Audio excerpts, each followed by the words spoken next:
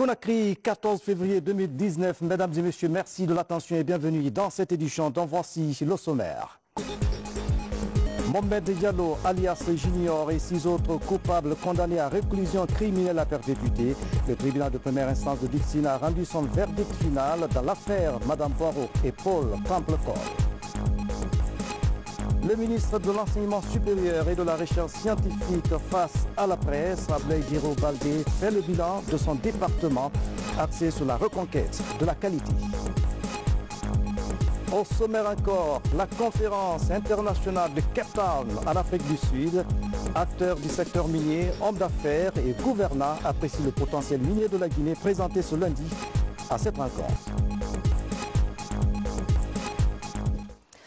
Mesdames et messieurs, bonsoir. Ce journal s'ouvre sur une série de décrets du chef de l'État. Décret D 2019-0054 PRG SGG portant promulgation de la loi L 2018-064 AN du 24 décembre 2018. Le président de la République, vu la Constitution, décrète, article 1er, est promulguée la loi L 2018-064 AN du 24 décembre 2018 portant autorisation de ratification de la convention minière de la concession de SMB pour l'exploitation des gisements de bauxite, y compris Santou 2 et Ouda, entre la République de Guinée-État et la société minière de Bokeh SMB, signé le 26 novembre 2018.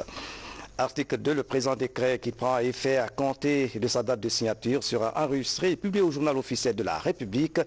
Conakry, 4 février 2019, signé professeur Alpha Condé, chef de l'État.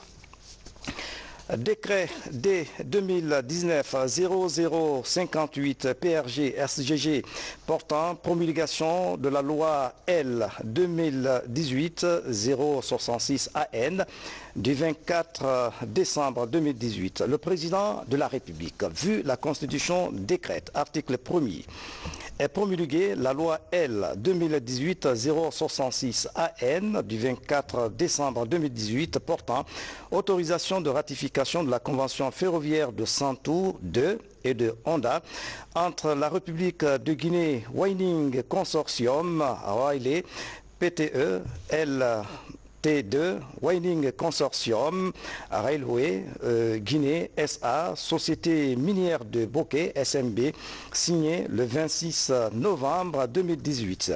Article 2, le présent décret qui prend effet à compter de sa date de signature sera enregistré et publié au journal officiel de la République. Conakry, 4 février 2019, signé professeur Alpha Condé, chef de l'État. Décret D 2019-0055 PRG SGG portant promulgation de la loi L 2018-065 AN du 24 décembre 2018. Le président de la République, vu la Constitution, décrète, article 1er, est promulguée la loi L 2018-065 AN du 24 décembre 2018 portant autorisation de ratification de la convention pour la construction d'une raffinerie d'alumine entre la République de Guinée et Whaling Consortium, PTE, LTD, Whaling Consortium, Alumina Guinée, SA, signé le 26 novembre 2018. Article 2, le présent décret qui prend effet à compter de sa date de signature sera enregistré et publié au journal officiel de la République. Conakry, le 4 février 2019, signé professeur Alpha Condé, chef de l'État. Décret D 2019-0060 PRG SGG portant promulgation de la loi L 2018-067 AN du 24 décembre 2018. Le président de la République, vu la Constitution, décrète, article 1er, est promulguée la loi L 2018-067 AN du 24 décembre 2018 portant autorisation de ratification de la convention de base amendée et consolidée entre la République de Guinée, d'une part, la Société de développement des mines internationales de Henan SA et la Compagnie de développement des mines internationales Enan Chine, Guinée SA, d'une part, par la construction et l'exploitation d'une mine de bauxite, d'une usine d'alumine et d'un chemin de fer, d'autre part, signé le 17 décembre 2018. L'article 2, le présent décret qui prend effet à compter de sa date de signature sera enregistré et publié au journal officiel de la République, Conakry, 4 février 2019, signé professeur Alpha Condé, chef de l'État. Dans l'actualité encore, justice a été rendue dans l'affaire Madame Boireau, ancienne directrice nationale du Trésor, et de Paul Temple-Cole. Après 15 mois d'audience, le tribunal de première instance de Dixine a rétabli les coupables, a rétabli les victimes et les coupables ont été condamnés. Reportage Tierno Younoussaba. Au terme de 15 mois d'audience, le tribunal criminel de Dixine rend sa décision dans le dossier d'assassinat de Mme Boireau et de Paul Temple-Cole. L'affaire remonte à 2012 en banlieue de Conakry. Mohamed Diallo alias Junior et 6 de ses co-accusés sont retenus dans les liens de la culpabilité. Déclare Mohamed Sankon, dit Mohamed Léoné, Elhaj Oumar Bari, dit El Oumar, Djibril Diallo, dit Foula Boy, Tierno Boucher, coupable d'association de malfaiteurs, de détention illégale d'armes de guerre et leurs munitions, de vol à main armée, de consommation illicite de chanvre indien, de coups et blessures volontaires, de tentatives d'assassinat de Mme Cole, née Margaret Serra Wright, et d'assassinat de Mme Aïssatou Boireau et de M. Paul Temple-Cole, et les condamne chacun à la réclusion criminelle à perpétuité avec une période de sûreté de 30 ans. Déclare Mohamed Diallo-Di Junior Maïga Samsi, coupable de recel des véhicules issus de vol à main armée commis avec violence ayant entraîné la mort notamment de Paul Temple-Cole, et les condamne chacun à la réclusion criminelle à perpétuité avec une période de sûreté de 30 ans. Dans ce dossier, 10 autres sont condamnés à 20 ans de réclusion criminelle, alors que Elhaj Ibrahima Sourisso et Fodé Mamoudou Touré vont purger 10 ans de détention. Enfin, les victimes, et plus particulièrement les ayants droit du feu Aïssatou Boireau, peuvent dormir, parce que la peine qui a été prononcée contre les coupables de ces faits, cette peine, elle est telle que nous nous en réjouissons. Mais je suis tout simplement animé d'un sentiment d'injustice. La première injustice consiste au fait qu'on condamne Junior, alors même que durant toute cette procédure, personne, je dis bien personne, sur la table des co-accusés n'a dit le connaître. Mais malheureusement aujourd'hui, on a voulu trouver un coupable, on a voulu trouver des coupables, d'où l'acharnement. Le président ordonne aussi l'acquittement du colonel Amadou Bangoura, l'ancien directeur de la sûreté de Conakry, pour des faits non établis. Dans cette autre salle d'audience du tribunal, le capitaine de police Kali Diallo est condamné à 10 ans pour assassinat sur manifestant à Conakry. Et Salifou Walto Soumaoro de la BAC va passer 6 ans de détention pour torture lors d'une rafle. Dans l'actualité encore, une mission du groupe de la Banque mondiale vient de séjourner à Guinée. Objectif est évaluer les projets énergétiques de notre pays. Elle était conduite par son directeur sectoriel chargé de l'énergie pour l'Afrique centrale et de l'Ouest. Samedi, la mission a visité les chantiers du projet Swapiti à Dubrika. Les experts de la Banque mondiale se disent impressionnés. Nabi Kamara. Le groupe de la Banque mondiale est à Conakry pour évaluer les impacts de l'appui de son institution financière sur le secteur énergétique de notre pays. Conduite par son directeur sectoriel Afrique centrale et de l'Ouest chargé de l'énergie, la mission a eu des séances de travail avec le ministre de l'énergie et de l'hydraulique. Samedi, la mission était l'hôte de Swapiti, où elle est venue visiter ce grand barrage de 450 MW en construction sur le fleuve Concouré par le professeur Alpha Condé, président de la République. Un projet structurant de la Guinée qui évolue normalement sur le terrain. Aujourd'hui, on est à 479 comme la cote atteinte. Et cela est très important au moment où on est en plein nettoyage, où les déclenchements ont de nouveau débuté, où beaucoup de consommateurs ressentent assez d'inconfort dû au déclenchement. Vous avez vu que la cote 579 est au-delà de la cote attendue au 1er septembre 2019. Et le 1er septembre 2019, une fois de plus, c'est la date à laquelle, n'est-ce pas, Soapiti doit commencer à réguler les eaux de Caleta. Et naturellement, cette côte n'est pas atteinte sur toute la longueur du barrage, mais ce qui reste n'est plus très énorme. L'énergie doit être au cœur du développement de la Guinée et c'est ça que le président de la République a compris et c'est ça qu'il est en train de développer. Et nous sommes là, toute cette équipe que vous avez vue, Caleta 2500 travailleurs, aujourd'hui Soapiti 3500 travailleurs. Donc la Guinée est en marche. Le progrès est en marche.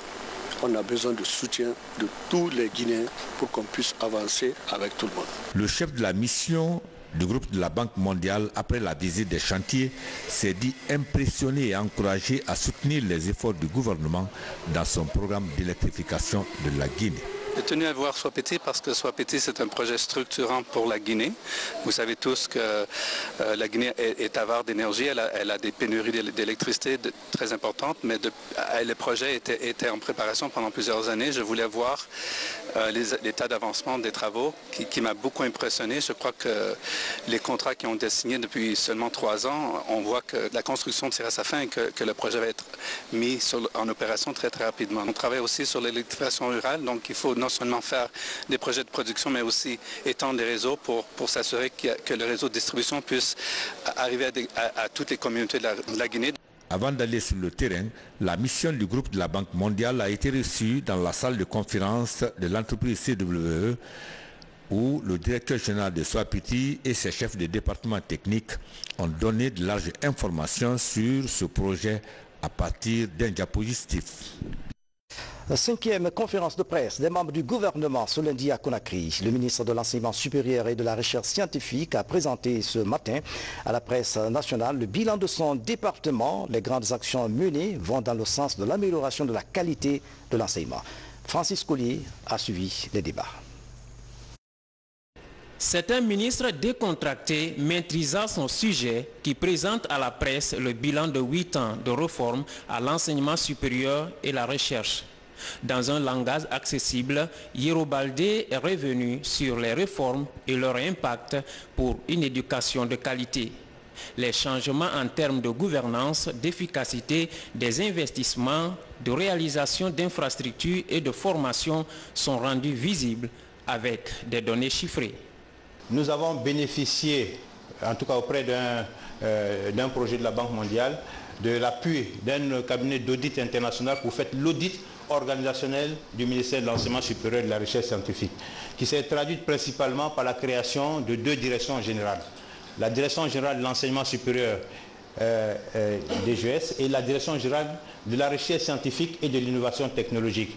Et par ailleurs, la création de l'autorité nationale d'assurance qualité, qui est le 2e en Afrique francophone après le Sénégal, pour pouvoir justement prendre en compte toutes les questions de qualité et de normes dans notre système d'enseignement. Depuis que les réformes ont été enclenchées suite à la politique du gouvernement, nous avons pu investir plus de 400 milliards déjà en infrastructures et équipements.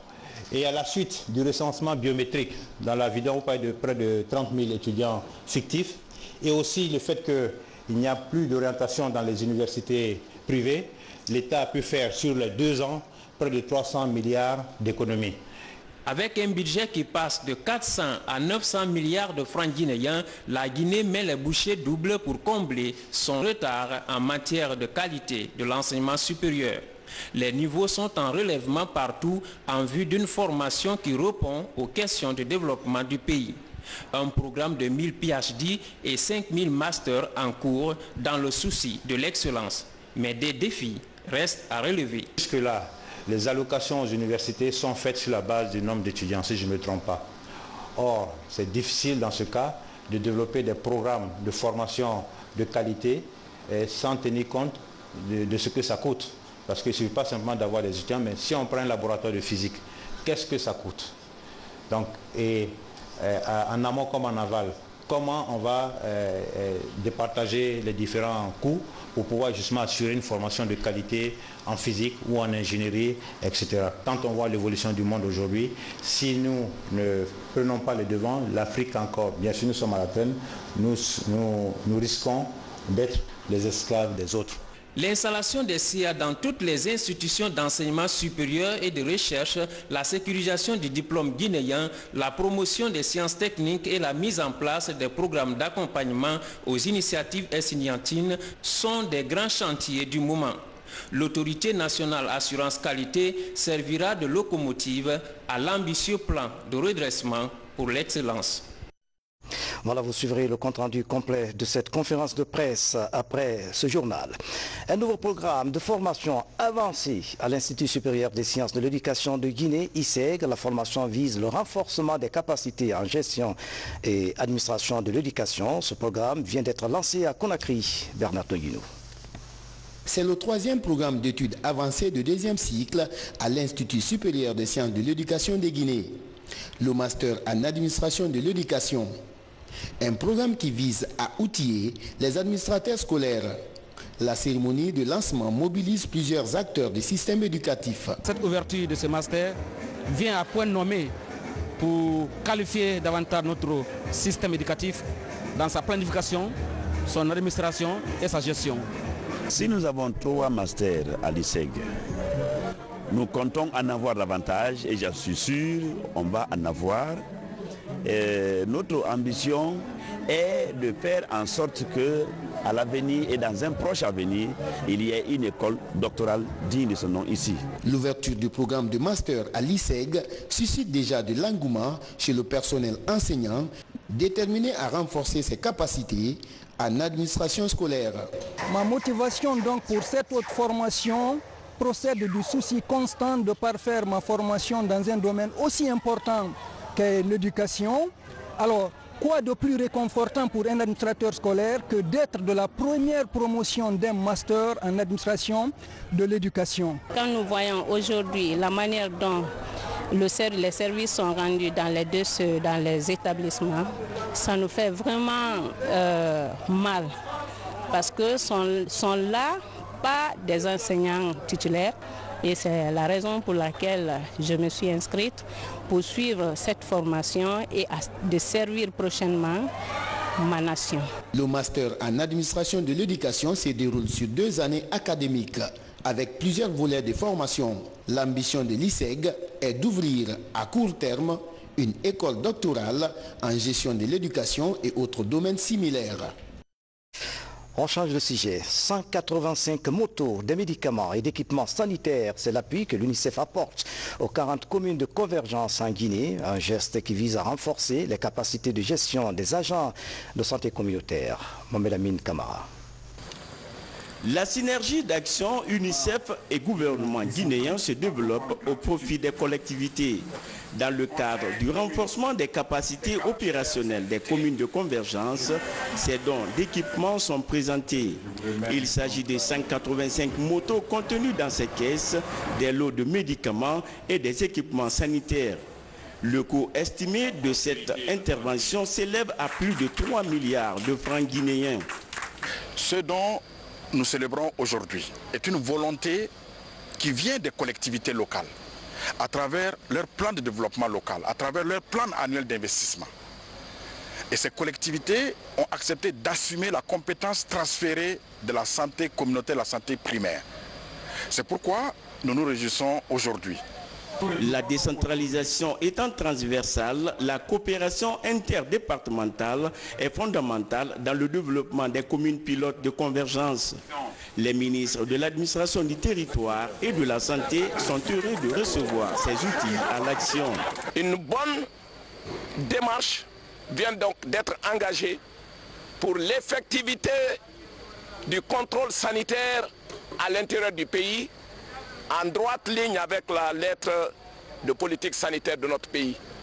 en droite ligne également avec la lettre nationale de politique de décentralisation et du développement local. Une complémentarité entre les deux départements, mais les deux convergeant vers le bonheur des enfants guinéens. Les communes de convergence sont appelées à être un modèle réussi de santé communautaire. Ces motos et médicaments vont très rapidement parvenir à leur destination. Le programme présidentiel d'insémination artificielle bovine se poursuit à l'intérieur du pays. Dans la préfecture de Kissidougou et Guékédou, certaines vaches prélevées sont porteuses de brucellose, une situation qui n'affecte pas le programme d'insémination. C'est du moins le constat des vétérinaires. Le reportage signé Tierno Maroufba, Mohamed Mpati Kamara, Al-Gassimba. Dans les préfectures de Kissidougou et Guékédou, les résultats sur la présence de la brucellose inquiètent. Le programme d'insémination artificielle est menacé par la présence de 23 cas de brucellose. Dans ces deux localités pilotes, seules 12 vaches sont qualifiées à subir l'opération. L'existence de la maladie qui provoque l'avortement chez la vache trouble les éleveurs. Avec la présence de la brucellose dans la préfecture, c'est inquiétant, mais nous avons des solutions de rechange. Nous allons faire des tests au laboratoire pour pouvoir déceler les animaux malades des animaux sains. Et ce sont les animaux sains qu'on va inséminer pour produire du lait et de la viande en quantité pour la population. Sur les vaches saines, de nouveaux examens ont lieu. Avant l'intervention des vétérinaires pour la pose des spirales, l'appui d'un généticien est nécessaire. À l'aide de son ruban métrique, il évalue le poids de l'animal à inséminer.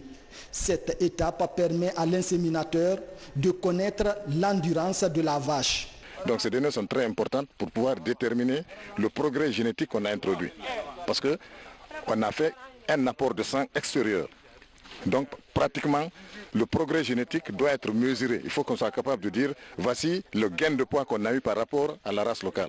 Voici la quantité de lait qui a été produite par rapport à la race locale. Donc c'est pourquoi nous introduisons dans le programme, pour appuyer le programme, la collecte des données zootechniques pour pouvoir chiffrer tout ce que nous faisons. En dépit de la présence d'une maladie animale transmissible à l'homme, les éleveurs se félicitent de l'initiative présidentielle et de la démarche des agents inséminateurs. C'est bien parce que nous sommes été sensibilisés, notre groupe, les membres du groupement ont été sensibilisés pour dire que vraiment si l'insémination se fait, non seulement ça va améliorer nos races, on va trouver des métis à travers de l'insémination et les poids vont s'augmenter. En même temps, la production du lait va s'augmenter. Et ça va améliorer les revenus de nos membres de le groupement. Après la région du Fouta et de la Forêt, le programme d'insémination artificielle se poursuit dans les préfectures de Kankan, Kouroussa et Forekaria. La mission de vétérinaire a déjà les rapports des prélèvements réalisés dans ces localités. Célébration ce lundi 4 février de la journée mondiale de lutte contre le cancer. En Guinée, le taux de prévalence est de 74 cas pour 100 000 habitants. Pour inverser la tendance, les autorités sanitaires misent sur la sensibilisation autour des facteurs de risque du cancer. Adia Toubari. Le cancer de la prostate, du foie, du col de l'utérus, du sein et du côlon gagne du terrain en Guinée. 7300 nouveaux cas sont dépistés chaque année au niveau des structures sanitaires du pays. 6000 patients cancéreux décèdent suite à cette maladie selon le registre national du cancer. Des statistiques qui font du cancer aujourd'hui un problème de santé publique. Si rien n'est fait, ces chiffres seront doublés d'ici 2030. Cela signifie que le manque d'intervention efficace en faveur du cancer peut entraîner des pertes en vies humaines ainsi que des problèmes économiques énormes. Le cancer est une maladie non transmissible. La consommation du tabac, l'alimentation pauvre en fruits et légumes, mais surtout l'absence d'activité physique régulière sont les principaux facteurs de risque de la maladie. Des facteurs méconnus chez bon nombre de personnes. La pratique d'une activité physique régulière permet, en éliminant l'excès de mauvaise graisse dans l'organisme, de lutter contre l'obésité. Le tabac est impliqué dans la genèse de plus de 80% des cancers dans le monde. L'absence de consommation des fruits et légumes entraîne un déficit de vitamines A et C, indispensable pour éliminer les déchets et renforcer la résistance de l'organisme. Chez les patients, le dépistage précoce du cancer permet de rompre l'évolution des cellules cancéreuses. Dans les centres de cancérologie, les malades sont soumis à la chimiothérapie, le seul mode de traitement dont dispose le pays. Un traitement lent et surtout coûteux. Autre chose au plan national, fin de stage de formation pour 3 promotions à l'école nationale de gendarmerie de Kalia. Elle a permis d'améliorer les capacités opérationnelles des unités mobiles. C'est une initiative du haut commandement de la gendarmerie nationale. Sergent-chef Lamine Sana Kamara est correspondant de la presse militaire.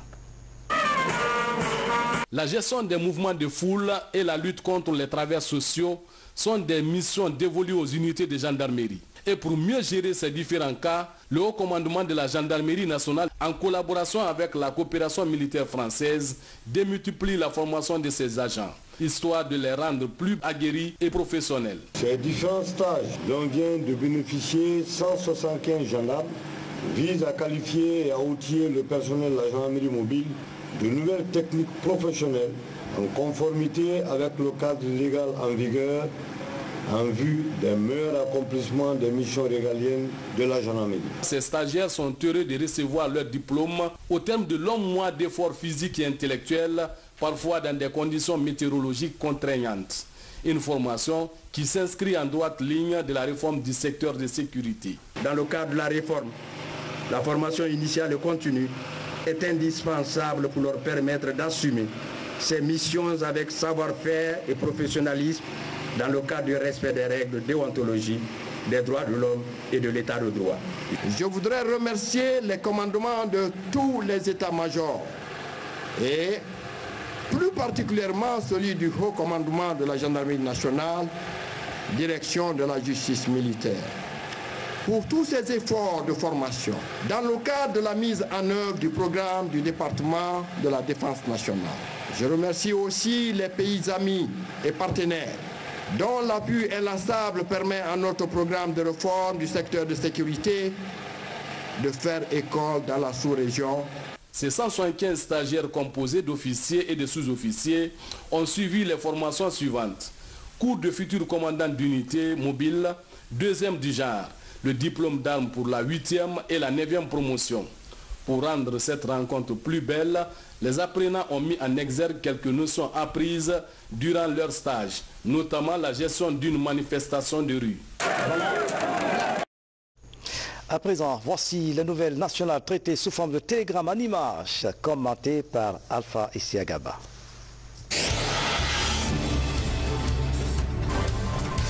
C'est un micro-barrage hydroélectrique d'une capacité de 30 kW, réalisé à Firadou, dans la sous-préfecture de Yende-Milimou. Il fournit l'électricité sur un réseau de 3500 mètres sous une tension de 220 volts. Le projet est conçu et mis en œuvre par un fils du terroir. De l'université, je me suis dit de chercher un emploi. Comme ça, je me suis dirigé vers la forêt dans mon village natal.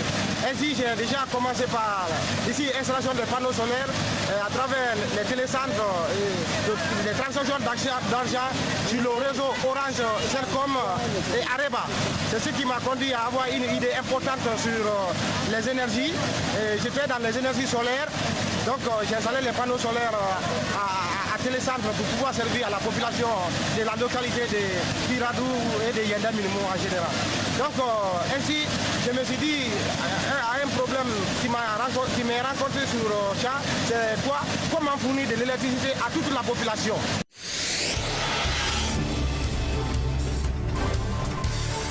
Ce centre de santé amélioré est le fruit de mobilisation des recettes propres à la commune urbaine de Boufa. Il est entièrement rénové et les équipements viennent progressivement. Le maire de la localité insiste sur l'entretien de cette infrastructure. Ce sont les ressources de population de Boufa. Donc c'est leur fruit, c'est leur contribution. Encore c'est réalisé pour, non seulement par eux, mais pour eux. Donc nous les invitons à entretenir cette infrastructure parce qu'il ne s'agit pas d'en avoir, mais il s'agit aussi d'entretenir. Parce que d'autres aussi attendent.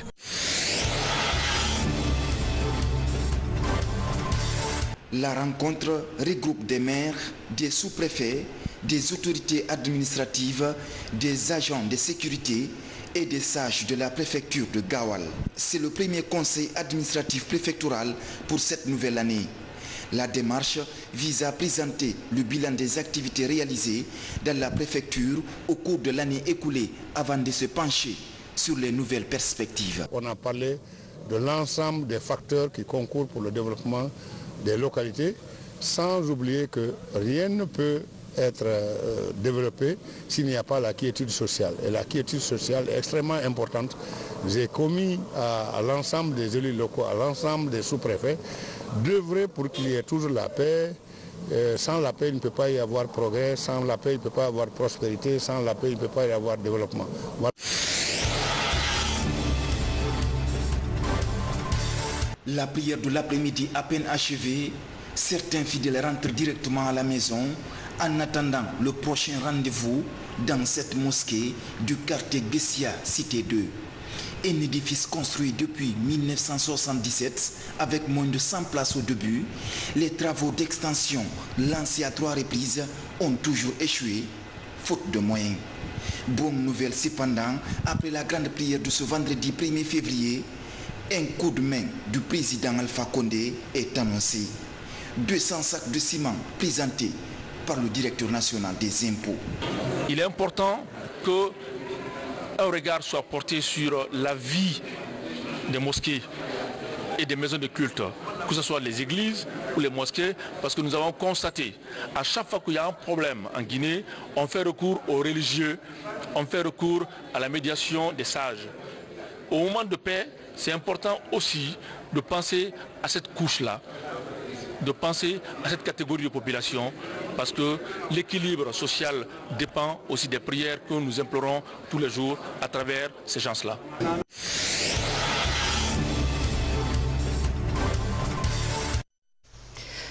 Faire des mines, une opportunité de croissance en Afrique, c'est le but de la conférence minière internationale qui s'est ouverte ce lundi à Cape Town, en Afrique du Sud. Acteurs du secteur minier, hommes d'affaires et gouvernants échangent autour de la création d'un cadre idéal aux investissements sur le continent. Le potentiel minier de la Guinée, présenté à cette rencontre, a séduit et rassuré les participants. Voici le reportage de nos envoyés spéciaux, Mohamed Mpati Kamara, Mohamed Mpati, Mohamed Lamine Kaba et Valérie Talimanet. Afrique du Sud. Tour à tour, des orateurs se succèdent sur scène devant un parterre d'investisseurs miniers, des hommes d'affaires et de partenaires au développement.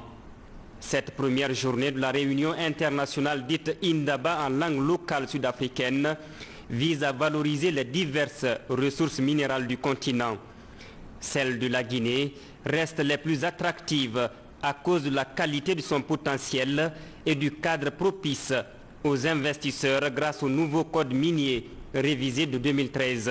Ça fait presque 20 ans que j'étais en Guinée on cherchait pour des diamants et je pense qu'il y a beaucoup de ressources naturelles qui sont disponibles là. C'est juste une question de trouver les ressources et un processus pour les obtenir dans une façon qui est convenient pour l'industrie et le pays aussi. L'après-mine en Afrique est l'autre point abordé par les participants. Des mesures sont à prendre pour parvenir à une exploitation rationnelle et rentable pour les communautés des pays producteurs de mines. Devant le groupe de la Banque mondiale, la République démocratique du Congo et la Guinée déclinent de nouvelles orientations d'exploitation dites intelligentes. Faire en sorte que les hommes dans leur contexte puissent mener des activités avec beaucoup plus d'attention sur les effets, soit des gaz à effet de serre, ou toute activité dévastatrice de l'écosystème.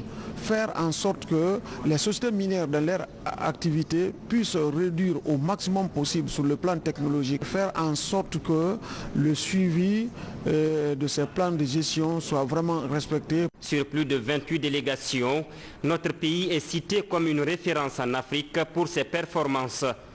Pour s'y maintenir, l'État guinéen a mis en place en décembre 2018 des structures comme le Fonds de développement économique local FODEL et la bourse de sous-traitance afin de relever le défi du développement socio-économique à la base. Valérie Tali Manet et Mohamed Amin Kaba, nos envoyés spéciaux à Cape Town, merci. La préfecture de Kissidougou a un nouveau Sotikemo, son nom, Boura Keïta. Il remplace le doyen Kissi Kaba Keïta, décédé l'année dernière. Descendant du fondateur de Kissidougou, Boura Keïta a passé 34 ans de vie dans la préfecture de Koya. Ibrahima Keïta, reportage. Depuis la mort de Kissi Kaba Keïta, ancien Sotikemo de Kissidougou, au mois de décembre dernier, la ville de Faramaya était sévrée. Et pour faire face à ce vide social, le Conseil des sages, après méditation, décide logiquement que la succession soit assurée par cet autre fils du terroir résidant depuis 34 ans dans la commune urbaine de Koya. Il s'agit de El Hadj Boura Keïta, descendant de Kissi Kaba Keïta et âgé de 85 ans aujourd'hui. El Hadj Boura Keïta est un fonctionnaire à la retraite qui, après la période coloniale, a intégré l'administration publique de son pays.